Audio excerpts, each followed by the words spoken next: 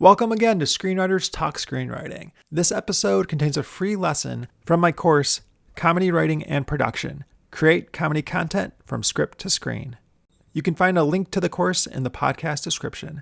Honestly, I'm really trying to get more people to buy my online courses via my website, so I figured I'll give out some freebies. This freebie is the first lesson in my comedy course. And next week's episode will be another free lesson with 27 comedy writing principles that I've learned from writing comedy over the past 20 years. Enjoy this free lesson for my comedy course. Screenwriters, talk screenwriters, screenwriters, talk screenwriters, screenwriters, talk screenwriters.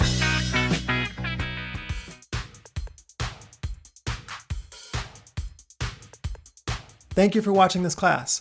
I'm excited to get started and help you create more comedy. This first lesson is all about brainstorming and developing your idea. Define what content you want to make. Maybe it's a sketch, maybe it's a web series, a short film, or a TV pilot.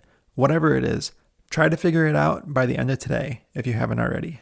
If you're unsure, just pick one for now so you can keep moving forward. Your idea might change later, and that's fine. Broad City is one of my favorite TV shows, and Broad City started as a web series before it got picked up by Comedy Central for a TV show. Abby Jacobson and Alana Glazer did 26 webisodes, ranging from 2 to 5 minutes. Most of them were about 2.5 minutes. My newest movie, Love at First Spite, is in post-production, but this movie was originally a TV show idea. I wrote it as a TV pilot first, and then I kept getting the same note by different people that it should be a movie, so it became a movie. Your type of media can change later, but for now, just choose something. And keep in mind, the shorter the type of media it is, the shorter the time it will take to produce. Producing a sketch will take no time compared to producing a movie. Let's talk about money or lack thereof. The approach I will take for most of this class is you have little or no money to make your content, because I've been there for most of my sketches, short films, and web series. But guess what? Having no money is a good thing. It makes you right with perimeters. If you do have some money for your content, awesome. But this is my point. Use what you already have.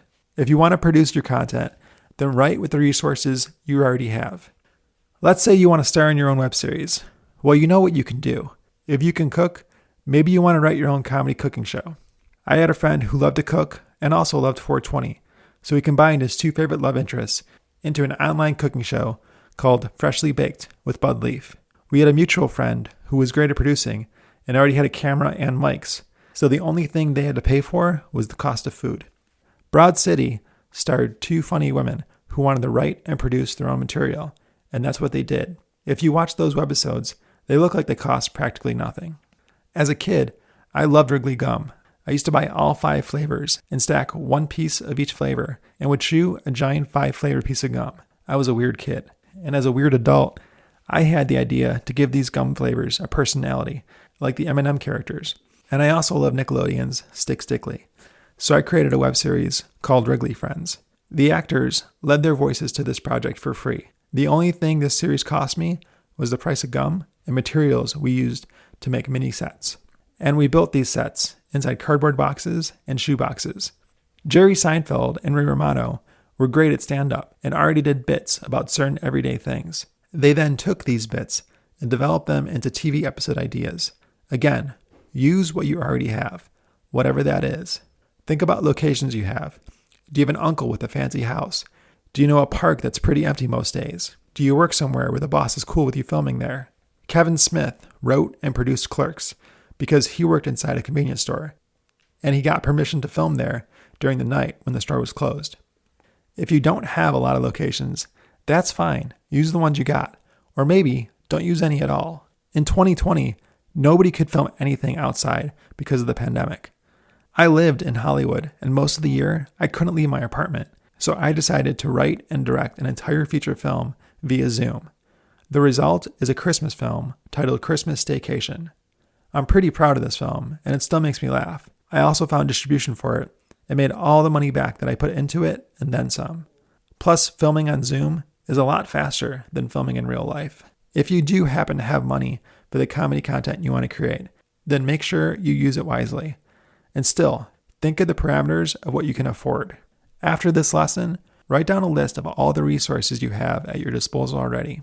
For locations, maybe just walk around your neighborhood and take pictures of possible locations you could film. Here's a cool little tip. Sundays are the chillest days to film. During the week, most people have work. Saturdays, people plan parties and events. But Sundays are pretty laid back. Whenever I film something, I look at Sundays because most people are off work and people are generally in a good mood. After you make a list of possible locations and other resources at your disposal, think about your characters. Think about a type of character you could have a lot of fun writing. Keep in mind, the smaller the number of characters, the fewer people you have scheduled on set. When I was 23, I had 2 roommates, and we all loved old Charlie Chaplin and Buster Keaton films. So we created an online series that was an homage to these films. My roommate Matthew and I starred in it, and our other roommate produced and directed it. Our series was called Orville vs. Pedro. The episodes were 1 minute long, and we edited them all together. It cost us practically nothing but the cost of gas. All the props we used were props we already had in our apartment. Find your concept. After brainstorming characters, resources, and what type of media it is, brainstorm what your idea and concept are. Maybe you already know, but if you don't, spend an hour doing this. If you're the star, think about what you're good at, your gifts and talents. If you have a talented friend, think about what they're good at. Think about the strengths and resources you already have or they already have. Play to those strengths. Once you get a better sense of the concept, keep brainstorming different angles for it. Say it's a sketch. What's the game in the sketch? If it's a web series, what are some ideas for different episodes? If it's a TV pilot or movie, what are a few scenes that can take place? After you land on your idea and define what it is, sketch, series, film, or TV pilot, come up with a logline.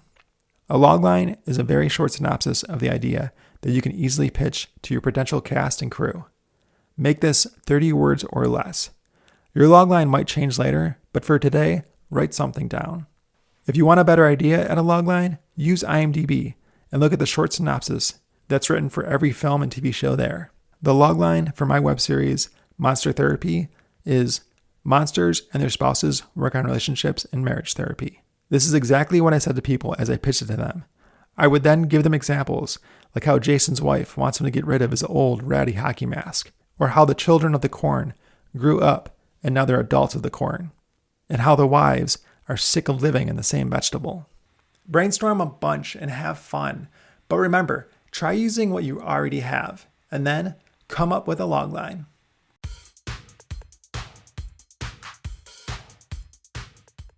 If you enjoyed this lesson and are interested in writing comedy, you can find this course on my website by going to www.jordanimiola.com and then click on On-Demand Courses. There, you'll find this course, as well as a bunch of other courses, including my Write a Movie in 14 Days course, which is probably my most popular course, and has helped dozens of people write a movie in 2 weeks. I also have a course on how to sell a script, which goes over the step-by-step process and how to market and sell screenplays. I know a lot of writers that have great completed scripts, but they're not sure what to do with the script when it's done, and that course will go over the next steps. Also, buying directly from my website really helps me out. I have courses on several other platforms, but they take 70% or more of my revenue. But buying directly from my website, again, www.jordanimiola.com, guarantees that about 97% of the revenue goes directly to me. And I really, really appreciate it when people buy courses from my website. And I also have bonus content on the courses on my website that I don't offer on other platforms. This podcast has no sponsors, and right now it's just me. Maybe one day I'll have a team, but right now I'm producing and editing all this content. So I really appreciate it when writers and clients purchase my courses or screenwriting coaching through my website. Again, you can find that at www.jordanimiola.com. Now, here's the joke of the podcast. What concert only cost 45 cents?